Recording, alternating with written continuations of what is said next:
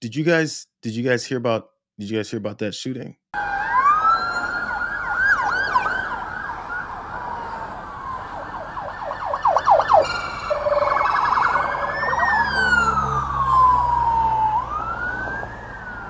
We're going on like 67. You guys. Yo, ring the doorbell. Oh, Danny, please! I know these people! Hey! Keep running! Oh.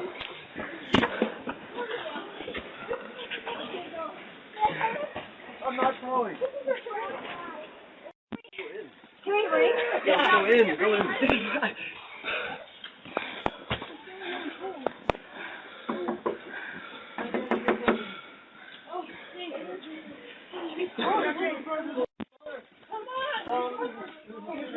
Yes, if you hadn't heard, there was a shooting in the Denver area in Colorado at another high school. We keep seeing these things happen. Um,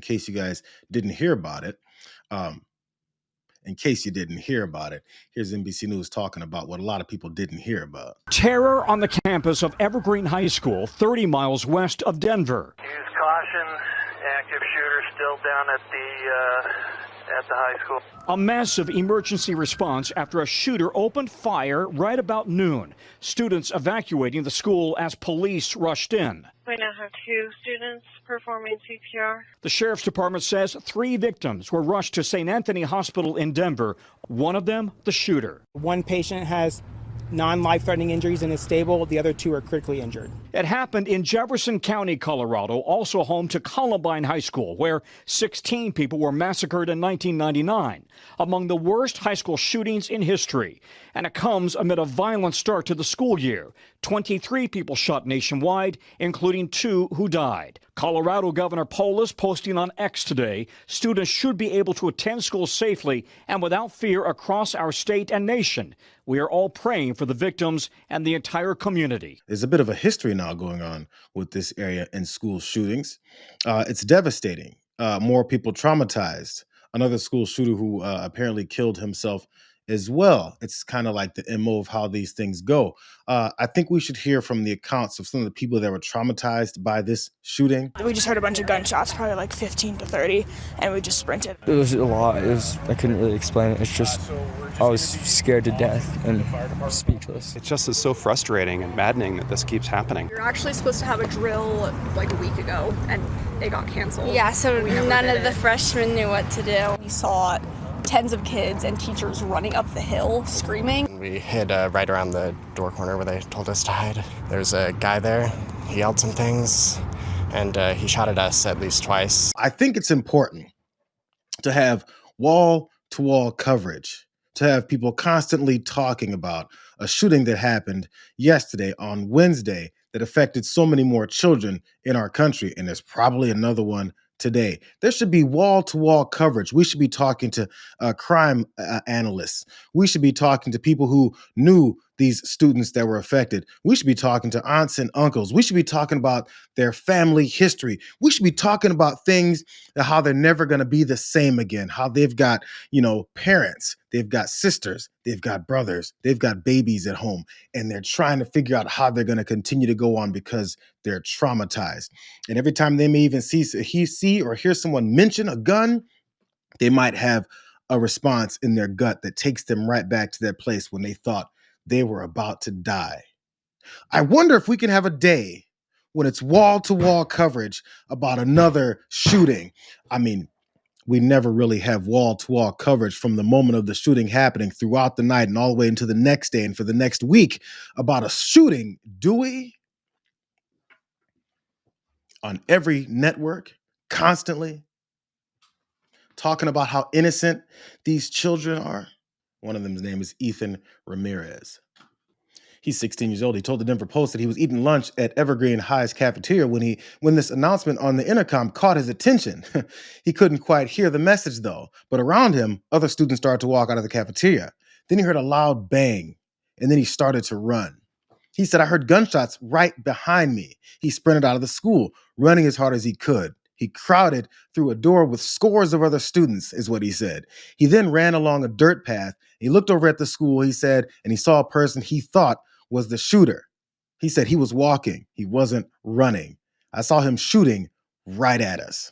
That's a pretty horrible scene to be seen from Ethan Ramirez, who's only 16 years old. Looked back and saw someone stalking them like some kind of, horror movie killer. Not running, not in any kind of frantic pace the way that all these students were, but just walking and looking to mow people down. Here's more accounts for some wall-to-wall coverage. He and other students ran into a neighborhood where they hid inside a stranger's home. Potentially, it was from that first video of that Ring doorbell camera.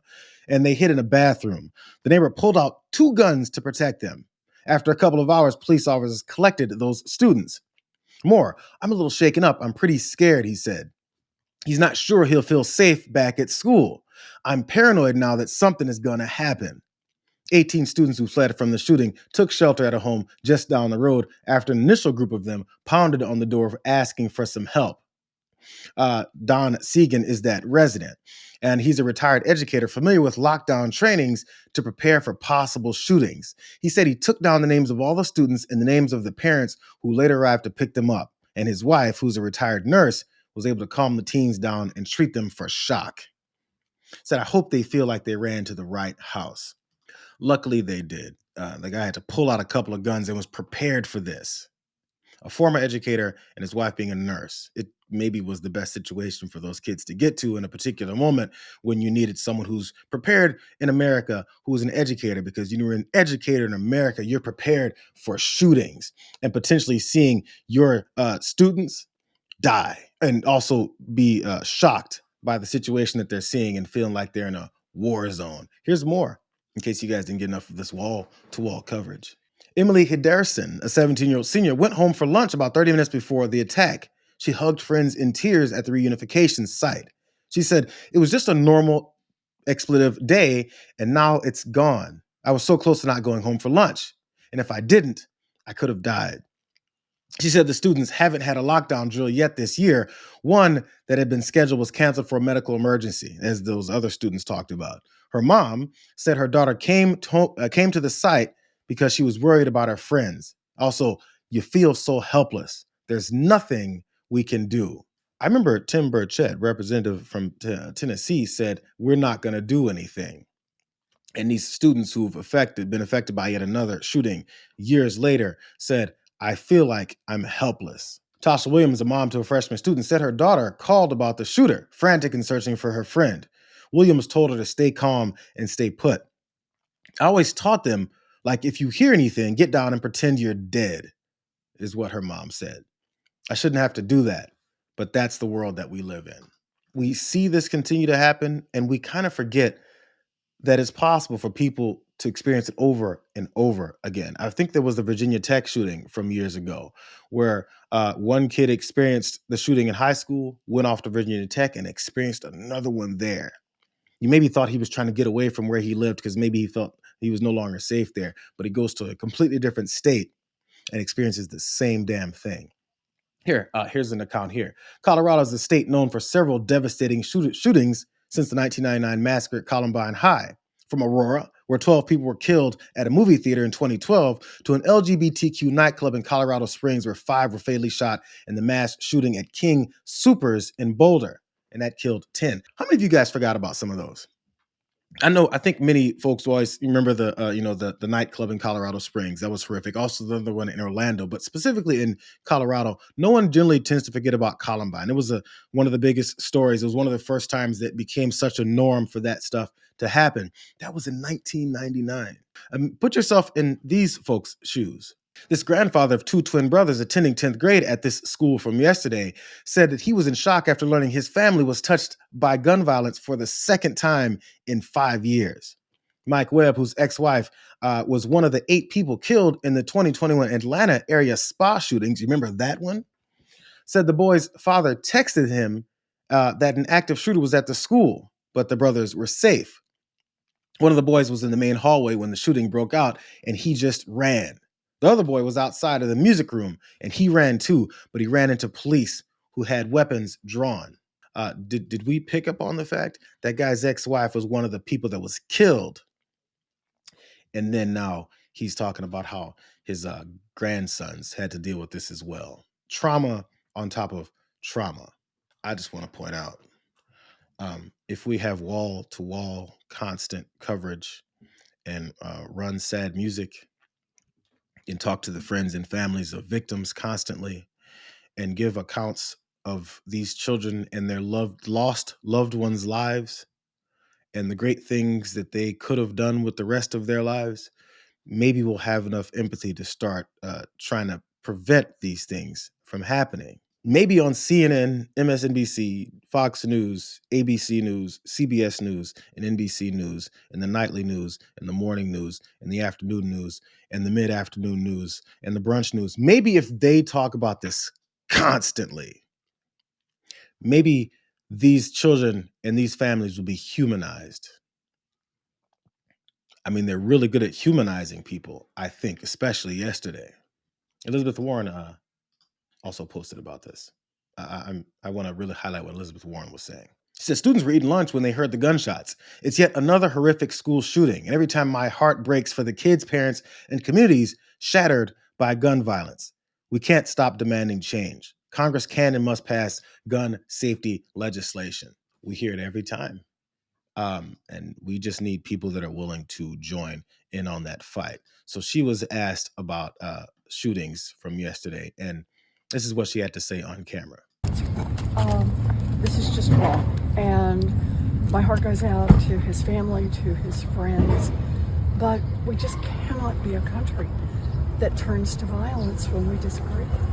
We just can't. What can Congress do about it, Senator? Well, one thing Congress can do is gun safety, and every time there's a killing, the Republicans say this is not the time to talk about gun safety, and yet we have to.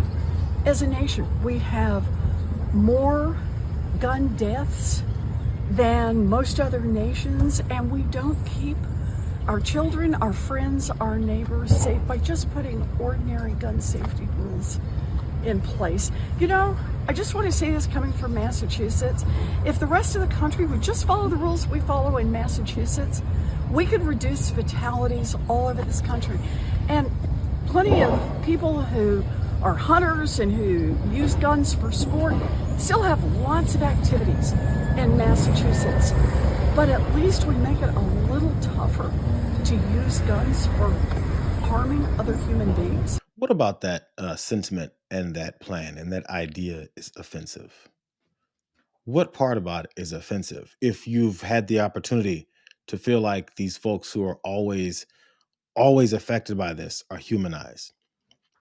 If you hear politicians talk about Chicago and murders over the weekend, do you stop, or do you think they stop and go, man, 7 people got murdered over the weekend. Wow, they've got families. They've got 2 young children at home. Wow, they've got a wife. Man, they were only 31 years old. Way too young. Wow, he had a job. You know what? People loved him. You know what? He graduated. You know what? He had these great moments. You know, next year he was planning to buy a house. Do any of those thoughts go through your mind? And do you really think those thoughts go through the people's minds who use them as a stat to say they want to commit more violence on the American people? Or do they just think this is great? We need more of this because I need more political power. And the way to scare more people is to point out these human beings and say that them being victims of gun violence is a way for me to commit more of the violence and call it crime prevention. Elizabeth Warren was asked exactly what I was tired of people asking folks. And I'm glad she was just as tired of it as I am. What do you say to people who are saying the Democrats need to lower the temperature, stop talking please. about things and, you know, right. Why don't you start with the President of the United States? Right? And every ugly meme he has posted and every ugly word. He is the leader of this nation. And I think that when he's posting things like he did just a couple of days ago, trying to show an entire city on fire and a reference to helicopters in effect, throwing people out of helicopters and showing himself as some kind of big chest-beating threat, then I just don't want to hear this from the Republicans. Do you think politicians on both sides have a role to play here, though, in trying to turn the rhetoric down? I think what we have to say is, A, violence is not the answer, and we are willing to take steps so that violence in this country is not so lethal. Do we have a single Republican who will stand up and join us following the school shooting out in Denver at the same time? School shootings happen every single day. They have become commonplace in this country. It's hard now to actually get attention when someone has been mowed down with a gun, and Congress could change that and should change that. But they're mad at Elizabeth Warren for saying that, because she brought up the story that I've been talking about for the past 20 minutes. No one's paying attention to the regular folks who are being mowed down because you don't know their names. And now there's anger towards her.